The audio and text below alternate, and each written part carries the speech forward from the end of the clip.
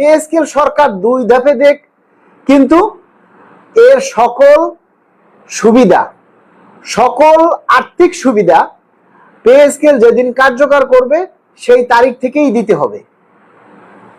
বুঝাইতে পারি নাই? আমি লিখেছি যে পে স্কেল সরকার 2 ধাপে দেখ বা 3 ধাপে দেখ, যেখানেই দেখ, কিন্তু আমাদেরকে এর সকল আর্থিক সুবিধা যেদিন পে স্কেল কার্যকর করবে অর্থাৎ 1 জুলাই থেকেই আমাদেরকে দিতে হবে।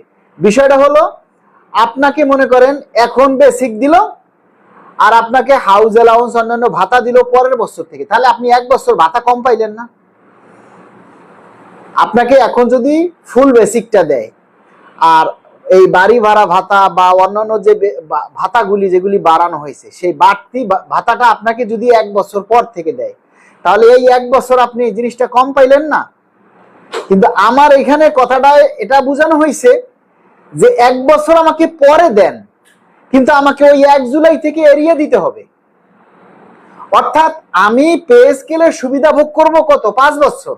আমার তো 5 বছর পর পর সরকারি ভাবে আমার পে স্কেলটা, আমাকে যে পে স্কেলটা দিবেন সেটা তো আমি 5 বছর ভোগ করব। তা আমাকে যদি বেসিক দেন এখন 50%, আবার পরবর্তী 50% যদি দেন 1 বছর পরে, তাহলে আমি 1 বছরে 50% কম পাইলাম না? আবার তার পরবর্তী বছর মানে তৃতীয় বছরে যদি আপনি আমাকে হাউস অ্যালাউন্স, টিফিন ভাতা, শিক্ষা ভাতা, যাতায়াত ভাতা দেন, হ্যাঁ, তাহলে আমি ওই টিফিন ভাতা, শিক্ষা ভাতা, যাতায়াত ভাতা, বাড়ি ভাড়া ভাতা কম পাইলাম কয় বছর? প্রথম বছর প্লাস দ্বিতীয় বছর, মানে 5 বছরের মধ্যে আমি 2 বছর টিফিন ভাতা, যাতায়াত ভাতা বাড়তি যেটা, সেটা আমি পাইলামই না।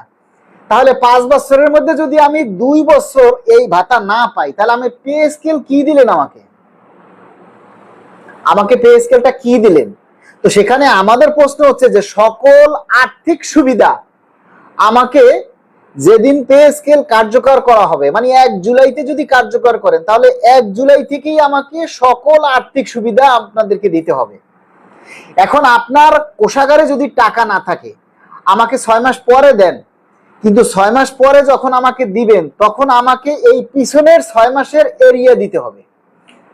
এই পিছনের 6 মাসের টাকাটা আমাকে সাপ্লিমেন্টারি বিল করে আমাকে বকেয়া সহ দিতে হবে।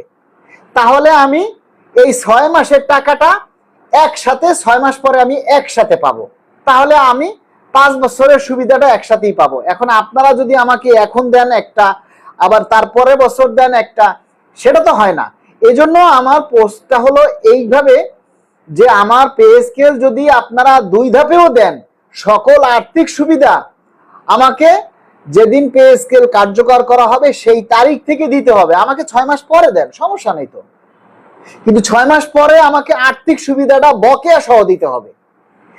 এই কথাগুলি অনেকেই বুঝতে পারতেছে না, মানে এগুলি না বুঝেই আমাকে বলতেছে আপনি সকালে একটা বলেন, আবার বিকালে আর একটা বলেন, ঠিক আছে?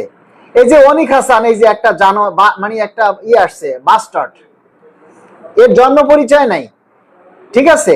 এ না বুঝেই হুদাই লাফায়, এ ছাগলের বাচ্চা না জেনে হুদাই লাফায়, মানে কিচ্ছুই বোঝে না, বুঝাও গালি দেয়, না বুঝাও গালি দেয়। এরা হলো, এর বাপ মা হলো এদেরকে পারিবারিক শিক্ষা দিতে পারে নাই। এর মায়ের প্রশ্ন করা উচিত যে আপনি কেমন সন্তান জন্ম দিচ্ছেন যে আপনার সন্তানের আপনি পারিবারিক শিক্ষা দিতে পারেন নাই। ছেলে জন্ম দিচ্ছেন কিন্তু ছেলেরে মানুষ করতে পারেন নাই। আফসোস লাগে এই সমস্ত বাবা মার জন্য যে এই সমস্ত ছেলেরা কিভাবে সরকারি চাকরিতে জায়গা পায়। এদের লাথি মেরে সরকারি চাকরি থেকে বের করে দেওয়া উচিত, যারা অন্যকে সম্মান করতে জানে না। এই হারামির বাচ্চা এইটুকু বোঝে না যে আরে হারামির বাচ্চা, আমরা তো তোর বেতন বাড়ানোর জন্য কথা বলতেছি, তোর বেতন বৃদ্ধি নিয়ে কথা বলতেছি, তাহলে তুই কি করে তো সেই সমস্ত লোকগুলোর বিরুদ্ধে কথা বলিস, তাদেরকে গালি দিস কিভাবে? আমার বেতন নিয়ে যদি কেউ কথা বলতো, আমার বেতন বৃদ্ধি নিয়ে যদি কেউ কথা বলতো, তা আমি তো বলতাম সে আমার বাপের দায়িত্ব পালন করতেছে। আমার বেতন বৃদ্ধি নিয়ে আপনি যদি কথা বলেন, তাহলে আমি মনে করব যে আপনি আমার বাপের দায়িত্ব পালন করতেছেন, আমার বড় ভাইয়ের দায়িত্ব পালন করতেছেন, আমার অভিভাবকের দায়িত্ব পালন করতেছেন। আমি আপনাকে গালি দেওয়ার দুঃসাহসিকতা তো আমার প্রশ্নই আসে না। আপনাকে আমার স্যালুট দিতে হবে যে আপনি আমার বেতন বৃদ্ধি নিয়ে, আমার রুটি রোজগার নিয়ে, আমার রুজি নিয়ে আপনি কথা বলতেছেন। তো সেখানে আমি আপনাকে কিভাবে গালি দেই? তাহলে আমার আমার নৈতিকতা বা আমার পারিবারিক শিক্ষা আছে, এটা কি বোঝা যায় বলেন? এখন প্রশ্ন হচ্ছে, আসল কথায় আসি।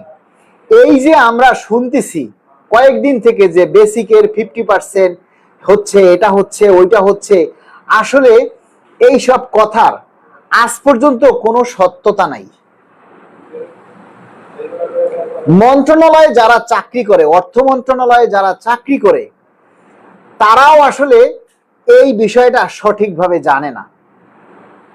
আমি আজকে একাধিক ব্যক্তির সাথে কথা বলেছি, যেহেতু পে স্কেলের দাবি নিয়ে কথা বলি, সেই সূত্রে অর্থ মন্ত্রণালয়ের অনেকেই আছেন যারা আমার শুভাকাঙ্ক্ষী, অনেকের কাছেই জিজ্ঞেস করেছি যে ভাই আসলে এই 50%-এর কাহিনীটা কি? কো বলে ভাই এইসব কথার কোনো সূত্রই নেই, এইসব কথার কোনো সত্যতাই নেই। কারণ পে স্কেলের কাজ করতেছেন সচিব কমিটি, সুপারিশ প্রণয়ন, সচিব পর্যায়ে যে সুপারিশ প্রণয়ন কমিটি, তারা ওই সচিব কমিটি কি করতেছে, কিভাবে কাজ করতেছে, এই সমস্ত কথা বাহিরে কোনোভাবেই প্রকাশ হচ্ছে না। হ্যাঁ, এতটুকু আভাস পাচ্ছে যে এতটুকু হচ্ছে যে ভিতরে তারা কাজ করতেছে।